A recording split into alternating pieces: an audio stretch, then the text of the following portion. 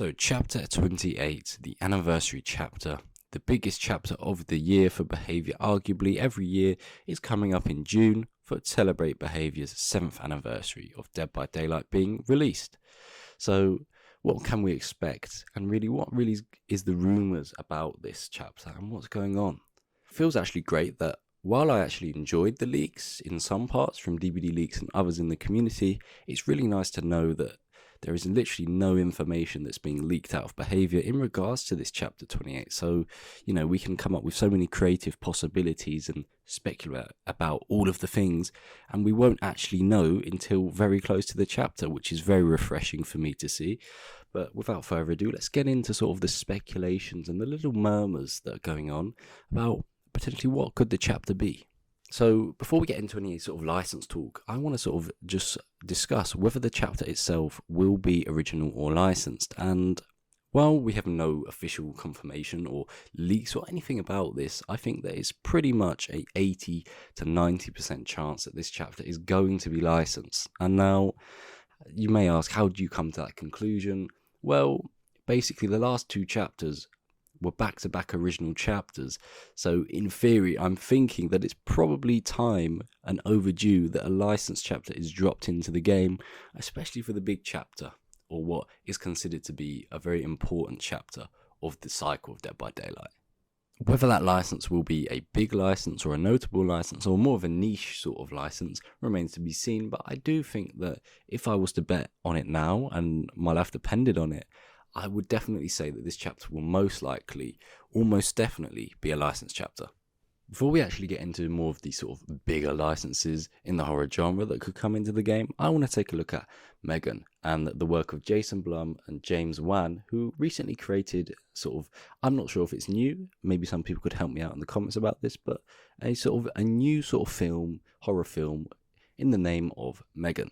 Now, Megan was released in January, I believe, and is the project of James Wan and Jason Blum together as part of the Blumhouse Corporation. Now, they were both interviewed about this to promote the film, and when asked about, collaborations with gaming, James Wan gave a very sort of telling and sort of positive answer. He said that he would love to see, and I sort of quote this because it actually did happen, and if I can find the clip, I'll insert it here, but he did say that he'd love to see Megan in Dead by Daylight. That would be really cool. So from this, also with Behaviour recently partnering with this Blumhouse studio themselves to create a Dead by Daylight movie, I mean, that shows quite a lot of trust and good relationships going on from those sort of two sides there. Behaviour obviously have a good relationship with Blumhouse, so if they wanted to sort of set up a Megan chapter for the anniversary or down the road in the future, I don't think that would be that hard to do, especially with James Wan himself saying, yes, I'd love to see my DLC on my IP in Dead by Daylight. I think that's definitely one to watch, but for the anniversary, I think it's a little bit too soon because, the anniversary is in, the first few weeks of June, and for this sort of licensed film to sort of be released in middle of January, that sort of turnaround, I think, is a little bit too far away. Too close in between each other to sort of line that up and make a good sort of licensed chapter for the anniversary. Whereas I think that maybe if it had released maybe sometime in the middle of last year, you could definitely get away with doing that. But for now, I think it's a little bit too much of a short turnaround, and we'll probably see it later down the road in Dead by Daylight, so keep an eye out for that one. Now let's move on to arguably everybody's favourite license to talk about in coming to Dead by Daylight since it released, and that is, of course, Friday the 13th and Jason Voorhees. Now, Jason has long been number one on the list for Behaviour, and while, there are not a lot of sort of official talks about this or anything, Matthew Cote has said before in an interview in the past that Jason will always have an invitation into Dead by Daylight. And, that sort of shows that sort of the sort of affection and sort of admiration that Behaviour have for this licensed IP. And if you think that, Jason's and Behaviour, the two sort of license holders, have not had talks, you'd be mistaken, because I can assure you, even though there's never been any leaks or anything, Behaviour have definitely talked with the license IP holders of Jason to bring him into Dead by Daylight before, and if they haven't, then they are about to. because this is number one, probably, or definitely near the top of their list, and because of the licensing complications in the past, they've not been able to get him into the game. But now that the dispute between Scott Cunningham and Victor Miller has sort of seems to be resolved in the late period of last year and 2021, it seems that now we can sort of push on, and now if Behaviour want to get Jason, they have an avenue to try and get him into the game. And while this maybe isn't, what people would think will be the anniversary chapter, because it may seem unrealistic because it's taken 7 years to now and he's still not in the game, I think this is probably the most realistic sort of option maybe for chapter 28, and that may seem a little bit absurd, but just knowing how much the development team and Behaviour themselves want this license in the game sort of suggests to me that they'll go to extreme lengths and pay probably maybe even above the standard rate to get Jason in terms of a chapter, and that we will be seeing him in Dead by Daylight in the short future. I'm pretty sort of maybe a little bit too confident on that, but I just think when you have such an icon in horror and you're able to complete the set of the killers that you have in the game, Jason makes so much sense on so many levels. The amount of money and revenue he'd bring in for the company itself would be staggering. They'd bring over the sort of the fan base of Jason into the game as well. That would have a massive positive impact when it released on the player count and the player numbers on Steam, on console, whatever.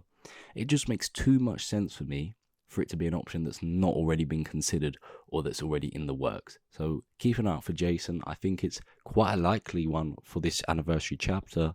Moving on to Alien. Alien is also a very sort of highly anticipated and hyped up license for Dead by Daylight, and we know that Alien, is also sort of in the eyes of the developers, as you will, just the same way that Jason on Friday the 13th is, because Alien has sort of more often than not been on the satisfaction surveys that have been released from Behaviour from time to time, where they ask players about, the overall experience of the game and what they want to see come into the game in the future. And when they get to the section about licensed content, Alien is always listed as an option that, they sort of give you to what you'd like to see in terms of licensed content. So that sort of shows that, they have it on their radar. Alien is definitely on Behaviour's radar, and I think that Alien could definitely work in Dead by Daylight. It's not a case of it can't work in Dead by Daylight, because they obviously see the developers see it as, fitting into the Dead by Daylight universe and the entity, as you will. But Alien, I don't think that Alien, while actually most people would actually probably say Alien is the most likely chapter for this sort of chapter 28 piece, the anniversary piece period that we have at the minute coming up, I don't think that this is as likely as other people think. I think that Alien, if it comes in, would probably be maybe a little bit later down the line. I don't have, it's more of a feeling than any knowledge or anything like that, but I just have a feeling that Alien, its time will come in Dead by Daylight, but I don't see it coming in as the next chapter. I see probably something else coming in as the next licensed chapter, which I'll get into in a moment. But Alien is definitely a possibility nonetheless, despite my thoughts or my personal opinion about it. There's definitely a desire from both parties probably to have Alien in the game, but whether that is the anniversary chapter remains to be seen. But it would definitely be one of the top 3 licensed chapters that are most likely to come into the game for this chapter. Now, Predator. Predator for me is an interesting one to sort of discuss, because while there's never sort of been any concrete information about Predator and Behaviour, the sort of license holders and the devs sort of coming to a sort of deal to bring this into the game, there has often been, some sort of little bit of maybe suggestions that this could come into the game. And I'll give you an example of this. In the most recent chapter, the Skull Merchant, some are saying that her little sort of like hand, her claw, is sort of similar to Predator. A lot of people have been saying it as soon as she released, that it was very, very similar to the Predator, and maybe that this was, a botched chapter by them. Maybe they were trying to get the license, but they couldn't get it done in time, so they had to come up with a backup plan, and the Skull Merchant was the backup plan. Now, that is only speculation, so take that with a grain of salt. That is a pure rumour at its finest. But it does sort of make sense to me in a way, and I'm not sort of justifying the rumor and saying it's legit or anything like that, but that would make sense to me. And this sort of, similarity between them, maybe that sort of inclines a little bit of admiration from Behaviour for the Predator IP itself. And also, Predator in general is a wanted IP. Behaviour, Well, they never come out and say anything or interact with the community about what they would like too much. I can definitely assure you there is definitely community manager, devs, Matthew Cote. They are all aware of everybody saying what licenses they want into the game, the Stranger Things petition, the FNAF sort of hype. They are always aware of this. They will have people who are consistently aware of what, the community wants. So they will know that everybody is sort of interested in a Predator chapter itself. And I just think that Predator, if we go along with this theory, let's say that the Skull Merchant was the backup, then surely the next sort of chapter would be the Predator, because then you can have enough time from that March to June window to get everything sort of sorted and then bring it into the game. So for me, I just see Predator more likely than Alien for some reason. It's just a gut feeling. I just feel that Predator is sort of closer to Dead by Daylight than Alien is at the minute, and I just think that there's probably a willingness from Behaviour to get an IP like Predator or Alien actually into the game before it goes for a big hitter license like a Jason, because after sort of the recent content sort of has been so disastrous, I feel like they sort of need to build back up again, and you need to start. You can't just go from the Skull Merchant, Jason Voorhees, boom. It's too much of a jump in sort of quality of content or hype, if you will. So maybe they're looking for sort of not a niche license, but sort of a license that's big, but not a superstar studded license. And then if we just consider other licenses in general, FNAF, massive license, massive IP, massive hype, arguably the most hype, if not top 3 hype for coming into Dead by Daylight more commonly than not.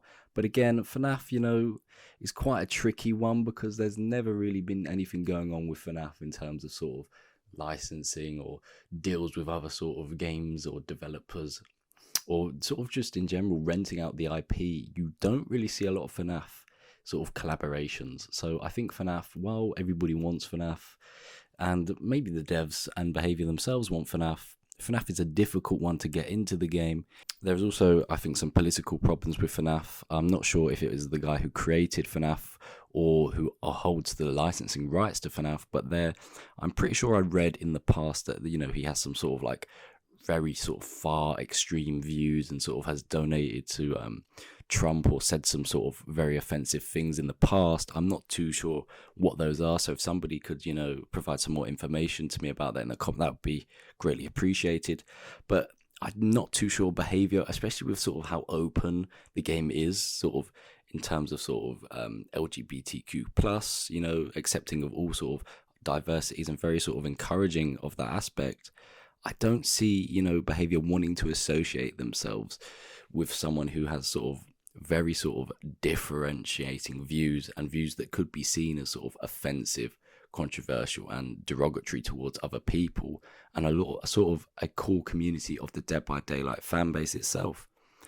So with that in mind, would Behaviour want to sort of risk their reputation a little bit for a massive license like FNAF? And I don't think they need it. While they may want FNAF, I don't think they need to do that because the game is strong enough to sort of withstand not having FNAF. But definitely one maybe in the future to consider. But for the next sort of 2 to 3 chapters, I wouldn't say that FNAF is in the running or has any strong chances of coming into the game. Then we move on to Chucky, Megan, as we discussed earlier, Candyman. There are so many licenses that could be considered, but Candyman, just briefly before I end this, Candyman is sort of one that was sort of very hyped maybe a year or a year and a half ago to 2 years ago, where many people thought that was going to come into the game and it was sort of nailed on to come into the game. And I think it might have actually turned out to be Pinhead or something like that. But Candyman is an interesting one because he would fit into the game very nicely, and I'm pretty sure I've seen him on a satisfaction survey multiple times before. And it's sort of one of those good licenses that's not too niche, but it's not massive at the same time. So it's a very solid choice for a chapter.